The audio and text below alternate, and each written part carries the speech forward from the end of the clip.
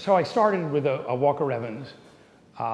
It's a funny size. It's a 6.5, 8.5. Remember I mentioned the whole plate with the tintype?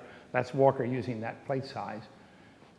And then I put a Clarence Kennedy picture up, and he was a wonderful guy who was an art historian who felt that photography's real role was to be used to back up theories of art history. And he used a big camera. That's a contact print. It's a greenish print because it's on a silver chloride paper, which was very slow. And when I say it's contact, I mean he made it from a 100-watt light bulb at 3 feet away. He didn't need the sunlight because it was the dry plate coating. But Kennedy used to set his camera up and stop it all the way down, and he had a big electric lamp, and he used to go and wash the piece of sculpture with the electric lamp and spend a couple of hours exposing it really beautifully. And that's why the light is so extraordinary in that picture. But then the schizophrenia sets in, and we have here absolutely beautiful Edward Weston, an 8x10 contact print, and an Ansel Adams contact print underneath, both beautifully made with an 8x10 camera on a tripod, thinking really the same way photographers thought in the 19th century, technically, not necessarily visually, although maybe this is visually the same. And then here we have Cartier-Bresson and Gary Winogrand, both with a Leica, off the tripod, absolutely wild. Bresson, elegant, perfectly sensitive to the moment. Gary, the great genius of the handheld camera, who made pictures that are just unthinkable. They're so good to me. Gary Winogrand really is the great genius of the 20th century, as far as I'm concerned. And here's Friedlander, who never can quite make his mind up, who started to work with a Leica and now uses a 2 1/4, making pictures that are really very, very formal with a handheld camera. Very, very interesting. And Robert Adams using a 4x5 and making very small enlargements. So the negative is this big and the print is about that big. And again, full of conflict, elegant, beautifully described of the destruction of the Western world. I mean, it's really quite odd, you know. So, but this is a rich, rich history of photography. And really, Walker, who we see with the view camera in the corner, also used a Leica and made incredible pictures handheld with a Leica. So it's a terrific time that we're in. And if we look over here and we think technically about the pictures a little bit, this is a Nick Nixon 8x10-inch contact print, and he's very, very careful technically. He's made this contacted on an azo paper, which is a Kodak silver chloride paper that's very slow and very fine-grained. And this is it enlarged 50 times, which is really incredible that it holds that kind of information. This is the size of this photograph. That's my son Luke and my mother on Hope Island down in Narragansett Bay. And this is that negative blown up 50 times. And it's really quite remarkable. This is a picture I made just going click like this. This is the size of the negative. And this is his head blown up 50 times. Then this is Josef Kudelka. And this is interesting because it's a print on Agfa Bravira paper, which is a very, very high-speed, very cold-toned paper. And that's a Todd Papageorge on a multi-grade paper. When the dry plate coating got onto paper, they started to do different kinds of it, different types of it, having to do with the silver salt that was used in it. If it used silver chloride, it was warm-toned. Oh, I bet this is terrible for the video. I'm getting over here. If they used silver chloride, it tended to be very warm-toned, greenish and slow, often too slow to use in an enlarger. If it contained silver bromide, it tended to be very, very fast in speed and had a very, very cold bluish tone. So there were these branches of paper. Then there was a great change that happened probably in the 1960s where they started to put coatings on the paper of 2 different contrasts sensitive to 2 different colors of light, so you could control the contrast in the enlarger by putting a different filter in the enlarger, called polycontrast papers. So I run it down, but it's tremendously interesting. And it really was the 20th century in black and white, right? But bear in mind, none of the papers were made at home. None of the films were made at home. Everything was bought in the store. And the stuff was developed and printed in the photographer's darkroom. But that was about the end of the hands-on part. But it's great, in spite of me running it down. Okay? So, but of course then color raises its ugly head, right? All right? I wonder Do you think we could, Helen's probably too heavy to move, isn't she? Is she too heavy to move? Too heavy to move. We better leave it. We'll leave it. Why don't you come in closer and let them get in? Yeah, I'm trying to think of how to. Why don't you just stand in and walk back? I have to stand up? Yeah, you could do it.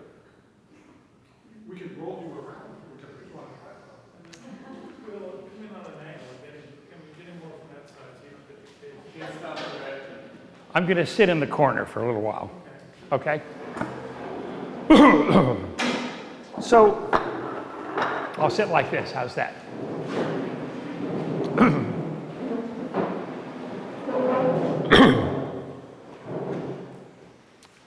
So it's hard to talk about color photography without backtracking a little bit. In the 19th century, the sensitive material, the wet plate, and even the early dry plate in the 1880s and 90s, these materials were only sensitive to blue light.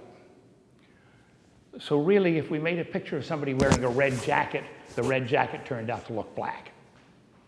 And if we made a picture of a blue sky, the blue sky looked white.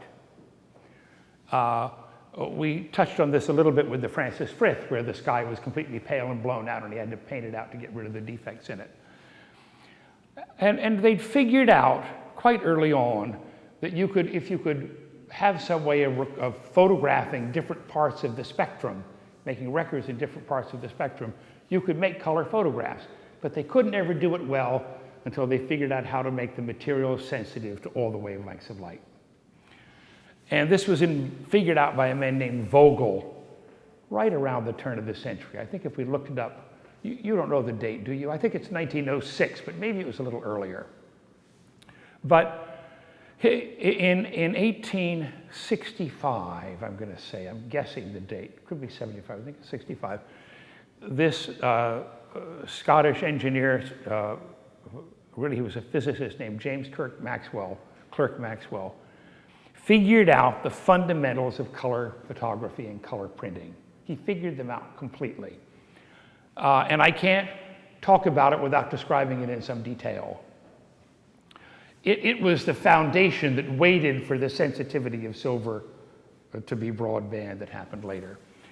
But Clerk Maxwell figured out that if we have this spectrum with all these colors in it, oranges and greens and reds and blues and yellows, he figured out that we could make a record through photography, he was thinking it out theoretically, of any three widely separated points in the spectrum.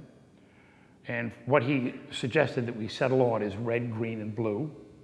And if we had a color, any color, we made a photograph of it and we photographed the red signal and the green signal and the blue signal on 3 different plates, we could then print those negatives with the complementary colors and reconstitute that color. It's this absolutely wild idea. And the wild idea is that really there's only 3 colors that matter. He picked red, green, and blue, and all the other colors can be manufactured by these 3 being combined in different ways. Implicit in this is the idea that that's how we see. And nobody knew at that point that that's how we see, but it turns out that our eyes are only sensitive to red, green, and blue. And so when I look at Jock's blue shirt, most of what I'm seeing is a blue signal, and when I look at Susan's red dress, that's what I'm seeing. But if I find any green, where's some green in this room? We don't have much green. We don't have very many colors here today. There's green, that's right, there's green. That's coming from the green center. Very good, Alan. But it turns out, in fact, that all the colors that we see can be reconstituted from these 3 primaries. And when Vogel's invention came along, and it was possible to sensitize photographic materials to all the colors, it became possible with 3 filters to make a red negative, a green negative, and a blue negative, and print them with their complements, cyan, magenta, and yellow, and get a full color picture. Now, if I ask a painter, is there a painter here? Anybody here who's a painter? I want a painter who doesn't know about color who's a painter. So I won't ask you. I'll ask you anyway. What are the primary colors? There we go. She's a painter. Right, okay. Now this is very interesting because, of course, they're not the primaries at all. They're not at all. It's wonderful that you're here. Well, I was going to ask that question. What's say? I was going to ask that question. Yeah. But this is really interesting. Can I come closer? Do you mind, Will? At the School of Art, on my blazer, I have the School of Art pin, which is red, yellow, and blue, you know. And to the painters, they're the primaries because historically we had pigments in those colors. And the painters didn't have a good green pigment 200 years ago or 300 years ago. So they sort of made a half-assed green with yellow and blue together.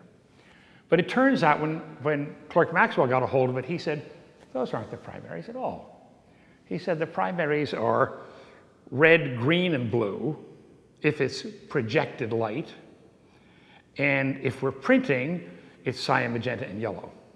So he said there were 6 primaries.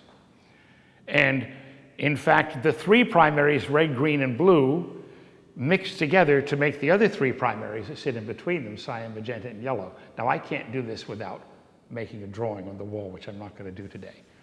But it turns out that as far as light in the world is concerned, the 3 primary colors are red, green, and blue. And as far as printing inks or printing dyes in color photography are concerned, they're cyan, magenta, and yellow.